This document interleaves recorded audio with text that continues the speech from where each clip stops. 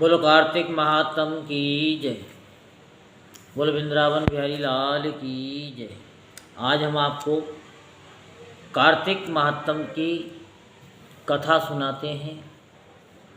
राजा पृथु ने कहा कि हे नारद जी, आप सर्वज्ञाता हैं, अतएव अब आप संतान वृद्धि तथा सुख संपत्ति देने वाली महाविद्या, महामाया, महामेधा, महास्मृति, महामोहा, महादेवी, महाईश्वरी तथा सर्व ईश्वरी अहोई देवी की उत्पत्ति, इन व्रत यानी इनका व्रत कब और कैसे किया जाता है, इसका वर्णन करने की कृपा कीजिए।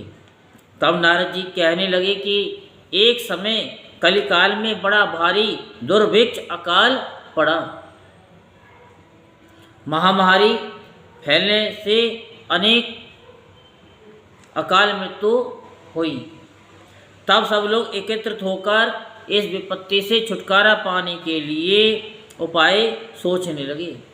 अंत में निश्चय करके कार्तिक कृष्ण सप्तमी को सबने व्रत रखा। व्रत करते समय सायंकाल चामुंडा देवी हाथ में नर मुंड लिए प्रकट होकर कहने लगी कि मैं रुद्र सहित विहार करने के लिए यहाँ पर आई हूँ, परंतु समस्त संसार में पाप छाया हुआ है। ब्राह्मण वेदहीन, क्षत्रिय सामर्थ्यहीन तथा वैश्य और शूद्र धर्महीन हो गए हैं। स्त्रियों ने पतिव्रत धर्म छोड़ दिया है, इसलिए सब लोगों को अहोई देवी का व्रत करना चाहिए। कार्तिक कृष्ण सप्तमी तथा अष्टमी को केवल रोगियों को छोड़कर से सभी आबाल वृद्ध स्त्री पुरुष सारे दिन भोजन न करके सायंकाल अहोई देवी का पूजन करें। अहोई देवी मेरा ही नाम है, अतः ये मेरा ही पूजन समझना चाहिए। अपने मकान को गोबर और मिट्टी से लीपकर साफ करें, फिर काला, पीला, हरा तथा लाल इन 4 रंगों से द्वार पर मेरी मूर्ति बनावें। तत्पश्चात सुंदर सुंदर स्वादिष्ट पकवान बनाकर मेरी पूजा करें। जब चामुंडा देवी ने ये कहा, तभी एक धीवर की स्त्री बोली, हे माता, हम नीच लोगों का कर्तव्य भी बताएं। तब देवी ने कहा कि तुम लोग भी मेरे भक्त हो, सो सब लोग मेरा पूजन करके तेरी संतान का पूजन करेंगे, तभी उनकी पूजा सफल होगी। मेरी पूजा के बाद कुम्हारिन तथा मालिनी की भी पूजा होगी। इतना कहकर देवी अंतर्ध्यान हो गई।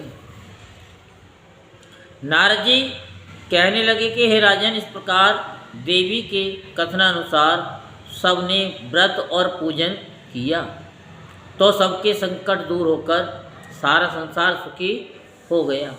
राजा पृथु ने नारद जी से पूछा कि हे मुनि, कार्तिक मास तथा एकादशी तिथि श्रेष्ठ क्यों मानी गई है? तब नारद जी ने कहा कि हे राजन, एक बार यही प्रश्न सत्यभामा जी ने श्री कृष्ण जी से पूछा था और उन्होंने जो उत्तर सत्यभामा जी को दिया था वही मैं तुमसे कहता हूँ, ध्यान लगा करके सुनो। एक समय सत्यभामा जी ने श्री कृष्ण जी से पूछा, हे प्राणनाथ, जब सभी मास और तिथियां बराबर हैं तब कार्तिक मास और एकादशी तिथि उत्तम क्यों मानी जाती है? तब श्री कृष्ण जी ने कहा, हे प्रिय, शंख नामक एक दैत्य समुद्र का पुत्र था। वह दैत्य इतना बलवान था कि उसने इंद्रादि देवताओं को स्वर्ग से निकालकर उनका स्थान स्वयं ले लिया। सब लोग उससे भयभीत होकर अपने बाल बच्चों सहित पर्वतों की कंदराओं में चले गए। तब वह दैत्य सोचने लगा कि मैंने देवताओं का स्थान तो ले लिया, लेकिन वे जीते नहीं गए हैं, तो ऐसा प्रतीत होता है कि देवता वेद मंत्रों से बलशाली हैं अतएव मंत्रों सहित वेदों को हर लऊं। जब उसने ऐसा विचार किया तो वेद डर के मारे समुद्र में चले गए। तब ब्रह्मा आदि सब देवता संसार को वेद विहीन देख भगवान विष्णु की शरण में गए और उन्हें जगाने के लिए गीत वाद्य आदि क्रियाएं की। भगवान के जागने पर आवाहन, आसन, पाद, अर्घ, आचमन, स्नान, वस्त्र, यज्ञोपवीत, चंदन, पुष्प, धूप, दीप, नैवेद्य, तांबूल, प्रदक्षिणा और नमस्कार, षोडशोपचार पूजन किया। तब विष्णु भगवान प्रसन्न होकर देवताओं से कहने लगे कि हे देवताओं, मैं तुमसे अत्यंत ही प्रसन्न हूँ। अतएव शंख आदि दैत्यों को मारकर मैं चारों वेदों को शीघ्र ही ले आऊँगा। परंतु आज से वेद बीज मंत्रों सहित कार्तिक मास में जल में निवास करेंगे। अतएव कार्तिक के महीने में जो कोई जल में स्नान करेगा उसको यज्ञ के समान फल प्राप्त होगा और उसके समस्त विघ्न दूर हो जाएंगे। हे देवताओं, आज एकादशी के दिन आप सबने मुझे जगाया है, इसलिए सब तिथियों में एकादशी की मान्यता अधिक होगी। वस्तुतः कार्तिक तथा एकादशी का व्रत मुझे अत्यंत प्रिय है। नारद जी कहते हैं कि राजन, इतना कहकर भगवान मछली का रूप धारण कर विंध्याचल में निवास कर रहे कश्यप जी की अंजलि में आ गए। कश्यप जी ने उनको कमंडल में डाल दिया। जब कमंडल भर गया तो मत्स्य रूप होकर भगवान कहने लगे कि हमको कोई बड़ा स्थान दो। तब कश्यप जी ने घड़ा दिया, घड़ा भी भर गया। तब उन्होंने कुएं में छोड़ दिया, परंतु भगवान धीरे धीरे बढ़ते रहे। तत्पश्चात कश्यप जी ने उनको समुद्र में डाल दिया। भगवान समुद्र में भी बढ़ने लगे। फिर मत्स्य अवतार भगवान शंकासुर दैत्य को मारकर बद्री नारायण के आश्रम पर आए। वहां आकर भगवान ने देवताओं से कहा कि हमने शंकासुर को मार दिया है, अतएव अब ऋषि और मुनि जाकर समुद्र में से वेदों को ढूंढ लाए। तब तक देवताओं सहित प्रयाग में मेरा निवास रहेगा।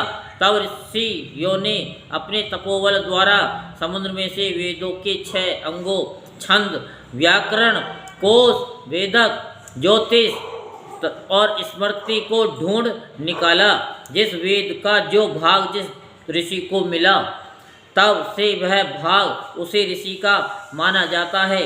इसके बाद समस्त ऋषि ब्रह्मादि देवताओं के पास आए और उन्होंने वहाँ पर अश्वमेध यज्ञ किया।